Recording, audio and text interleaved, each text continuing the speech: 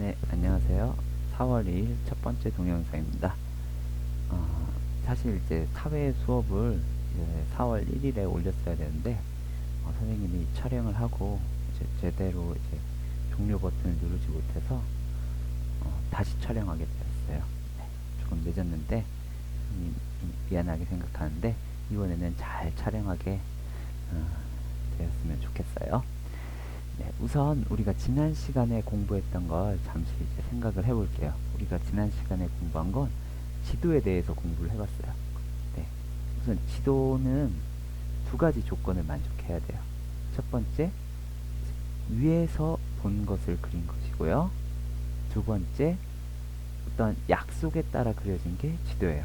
그래서 우리가 지난 시간에 지도와 그림에 대해서 비교를 해봤는데, 그림은 뭐 위에서 그린 그림일 수도 있지만 자기 마음대로 그린 반면에 지도는 일정한 약속에 따라서 그림을 그려야 된다고 우리가 배웠어요. 그러면 이번 시간에는요, 우리가 어떤 걸 배우냐면, 우리 지역의 지도를 살펴봅니다. 지도 요소에는 무엇이 있는지 알아봅니다. 네, 그래서 우리 지역의 지도를 살펴보면서 지도의 요소에 어떤 것들이 있는지 살펴볼 건데요.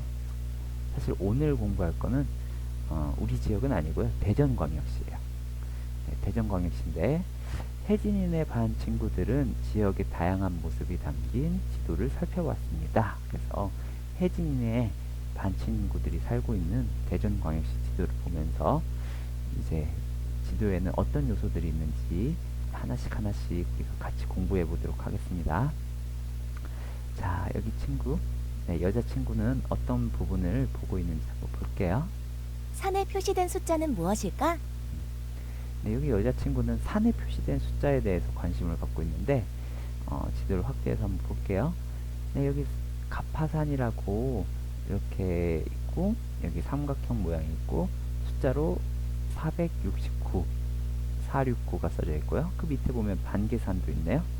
반계산이 있고 이제 414라고 숫자가 쓰여져 있는데 요거를 나타내는 거는 이렇게 이 지도의 오른쪽 보면은 요런 그림이 있어요. 지도의 맨 오른쪽에 보면은 땅의 높이에서 이제 아래서부터 보면은요 0, 50, 100, 200, 300, 400, 500 이렇게 나와 있고요.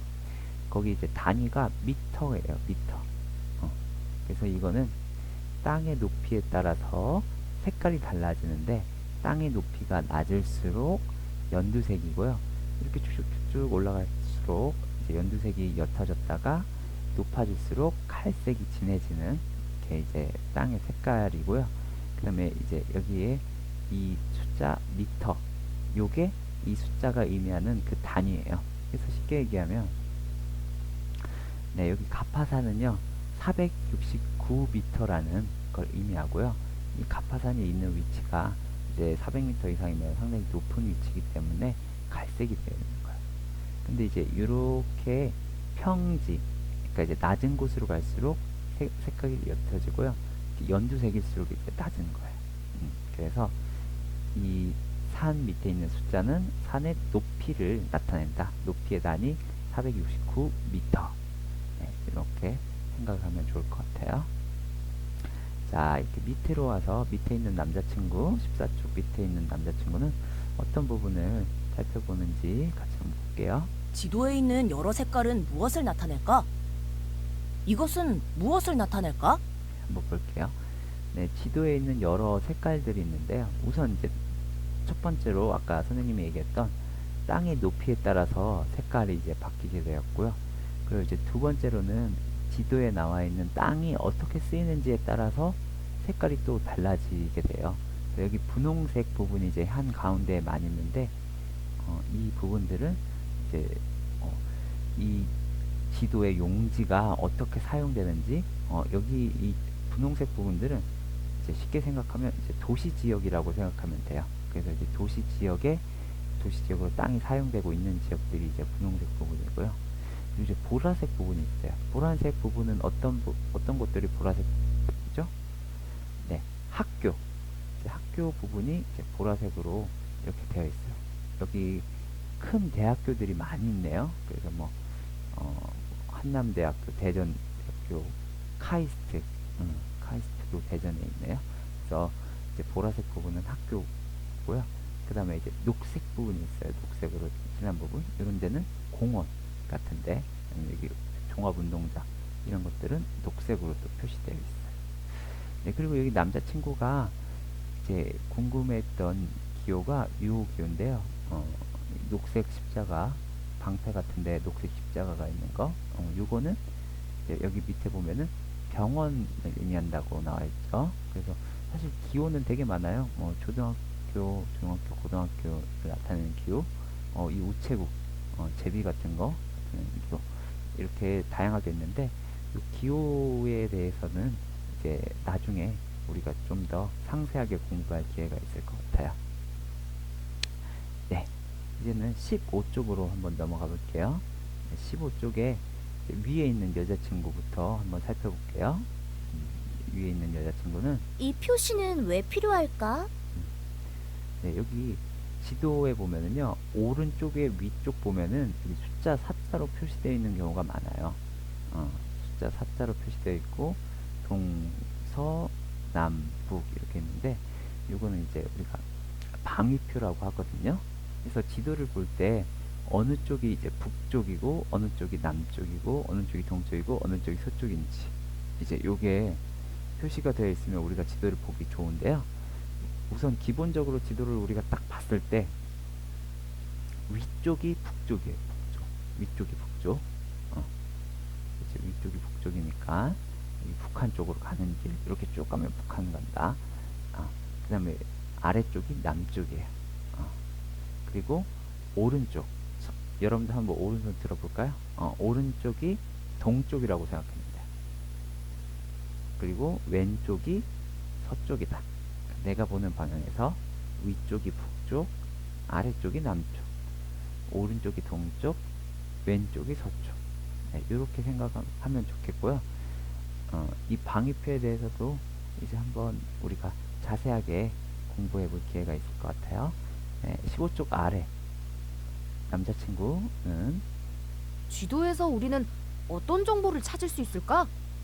이 막대 모양 표시는 무엇일까? 네, 그래서 아까 이제 땅의 높이에 따라서 이제 지도의 색깔이 달라진다는 거 공부했고요. 이 막대 표시는, 네, 오른쪽 하단에 있는 이 막대 표시가 있는데요. 이 막대 표시는 무엇을 의미하는 걸까요?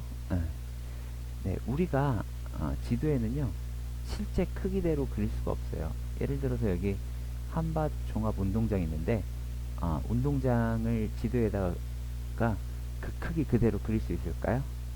당연히 못 그리겠죠. 지금 여러분들 교과서나 아니면 컴퓨터 화면보다 운동장이 당연히 클 테니까, 실제 크기보단 줄여서 그려야 되는데 많이 줄여서 그려야겠죠. 근데 이제 많이 줄여서 그리는데, 이게 지도마다 얼마만큼 줄여서 그릴지 우리가 약속을 해야 돼요.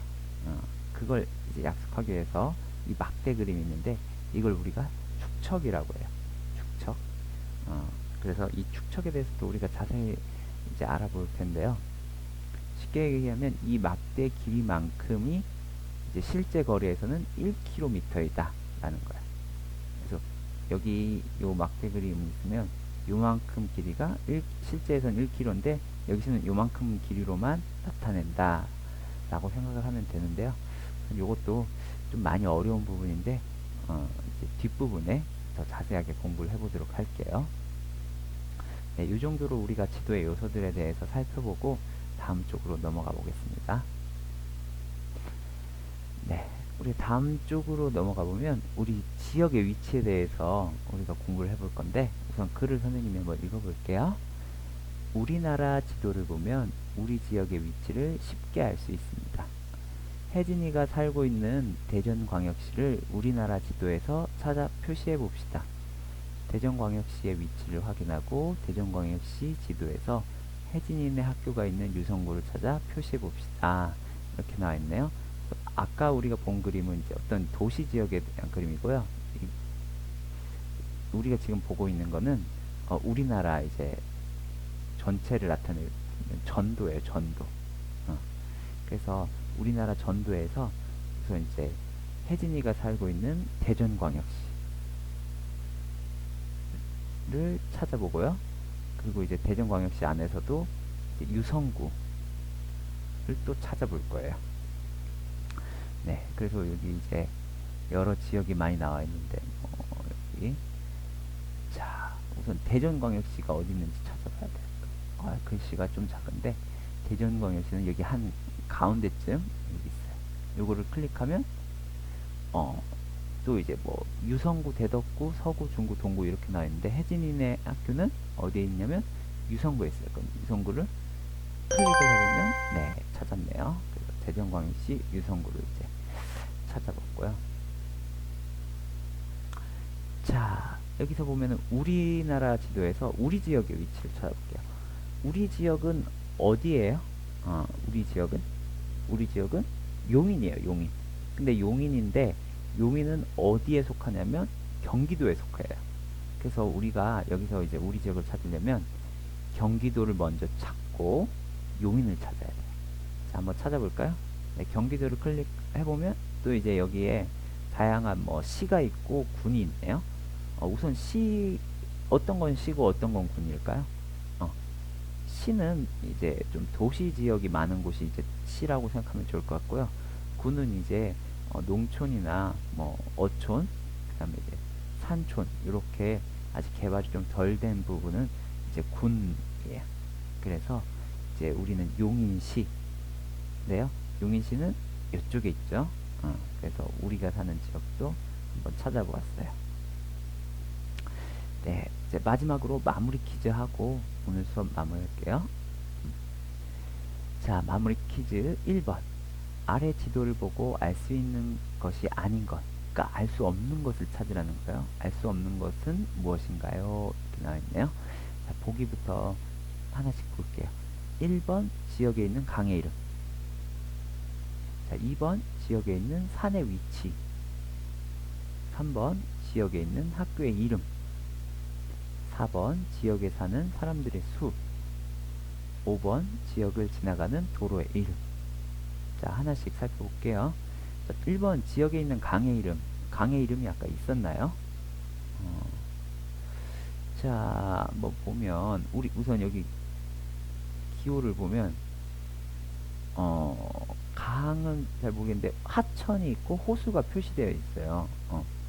그래서 이제 이 지도에는 이 어떤 하천이나 호수에 대해서 표시가 되어 있는데 우선 대청호가 여기 표시되어 있고요. 그 다음에 여기 저수지도 표시되어 있고요. 세천 저수지. 그 다음에 여기 이렇게 보면 갑천에 대해서도 이렇게 표시되어 있어요. 그래서 하천이나 호수, 그 다음에 이제 강 이런 것들도 표시가 다 되어 있어요. 네, 2번 지역에 있는 산의 위치. 우리 산의 위치가 많이 아까 봤죠? 가파산, 뭐 반계산 해서 우리 이제 산의 위치가 어디에 있는지 표시되어 있죠. 자, 학교의 이름. 학교의 이름 아까 많이 본 것 같죠? 뭐 초등학교, 중학교도 있고요. 대학교들도 많이 있었죠. 자, 그 다음 지역에 사는 사람들의 수. 지역에 사는 사람들의 수는 표시가 되어 있지 않아요. 그래서 4번을 정답이고요. 자, 5번 지역을 지나가는 도로의 이름. 자, 도로의 이름 표시되어 있을까요? 여기 이렇게 보면은 국도 이렇게 써져 있는데 국도는 나라에서 만든 도로 이제 국도인데요. 여기 보면은 경부고속국도. 여러분들 경부고속도로라고 한 번씩 들어본 적이 있을 거예요. 경부고속국도도 있고 통영대전 고속국도도 있고 대전남부 순환고속국도도 있고 이렇게 다양한 도로들이 이제 표시되어 있어요. 그래서 이제 여기서 알 수 없는 것은 지역에 사는 사람들의 수예요. 다음으로 넘어가 볼게요. 자, 지도에서 강원도를 선택해 보세요. 이렇게 나와 있네. 자, 강원도 찾아볼까요? 글씨가 작은데 강원도는 네, 이쪽에 있어요. 네, 여기 강원도가 있는데 사실 이제 강원도 말고 우리나라 전도에서 보면 우리나라 이제 지역을 이제 좀 몇 가지로 나눌 수 있는데 이건 사실 뭐 5학년 때 공부할 부분이지만 그래도 이제 미리 이제 공부해 본다는 차원에서 한번 볼게요. 우리나라는 이제 그게 첫 번째로 특별시가 있는데 한 개의 특별시가 있어요. 어디냐면 여기 서울특별시가 있어요. 서울특별시가 있고요. 그 다음 광역시가 있어요. 광역시가 있는데 6개의 광역시가 있거든요. 그래서 이제 광역시를 또 찾아보면 여기 인천광역시가 있고요. 그 다음에 여기 대전광역시, 그 다음에 여기 대구광역시, 그 다음에 여기 울산광역시, 여기 부산광역시, 그 다음에 여기 광주광역시. 이렇게 총 6개의 광역시가 있어요. 그리고 이제 자치시가 있는데요. 세종특별자치시라는 곳이 있어요. 그래서 이제 요거는 새로 만들어진 지 얼마 안 됐는데 행정수도를 세종에 이제 건설하면서 이제 세종특별자치시가 만들어지게 되었어요. 그리고 이제 도가 있는데요. 도는 총 8개의 도와 1개의 자치도로 이제 나뉘어져 있어요. 그래서 경기도는 우리가 살고 있는 경기도부터 내려가면 그 오른쪽에 강원도가 있고요. 그 밑에 경기도 밑에 충청북도와 충청남도가 있어요. 사실 북도는 위쪽, 남도는 아래쪽인데 이 충청북도, 충청남도는 사실 오른쪽, 왼쪽의 개념이에요. 그리고 이제 왼쪽에 보면은 전라북도가 있고 위쪽에 있는 게 전라북도, 그 다음에 아래쪽에 있는 게 전라남도. 그 오른쪽으로 가보면 위쪽에 있는 게 경상북도, 아래쪽에 있는 게 경상남도가 있어요. 그리고 밑에 이제 섬 있죠? 제주특별자치도가 있어요. 그래서 선생님의 고향이 사실 제주특별자치도거든요. 처음 보는 친구들은 이제 한번 알아두면 좋을 것 같고요. 네. 다음 3번 문제네요. 네, 지도를 보고 알 수 있는 것이 무엇인지 보기에서 알맞은 단어를 찾아 글을 완성하세요. 네, 지도에는 다양한 무엇을 담고 있습니다. 네, 지도에는 다양한 무엇이 사용됩니다. 나와 있네요. 네, 보기에는 정보, 문서, 사진, 기호, 책이네요. 자, 지도는 다양한 정보를 담고 있습니다. 괜찮을 것 같고요. 지도는 다양한 문서를 담고 있는 것 같진 않고, 지도는 다양한 사진, 여기 사진이 따로 있진 않네요. 지도는 다양한 기호, 기호들은 있죠. 지도는 다양한 책, 책은 있지 않아요. 그래서 이 들어갈 만한 게 첫 번째는 정보랑 기호가 들어갈 만한데요. 두 번째 한번 볼게요. 지도에는 다양한 무엇이 사용됩니다. 정보가 사용됩니다. 문서가 사용됩니다. 사진이 사용됩니다. 사진 없고요. 기호가 사용됩니다. 기호가 사용되죠. 책이 사용됩니다. 그래서 사실 기호랑 정보가 이제 여기 첫 번째 들어갈 수 있는데 기호가 여기 사용된다고 두 번째 들어가고요. 다양한 정보를 담고 있다는 걸 이렇게 하는 게 더 맞는 것 같아요. 이렇게 해서 우리가 오늘 지도의 여러 요소에 대해서 살펴봤는데요. 우리가 이제 다음 시간부터는 아까 이제 살펴봤던 여러 요소들을 하나하나 상세하게 살펴볼 거예요. 그래서 이제 다음 시간에는 광위표에 대해서 살펴보도록 하겠습니다. 네, 오늘 첫 번째 동영상 이제 마치겠습니다. 수고했습니다.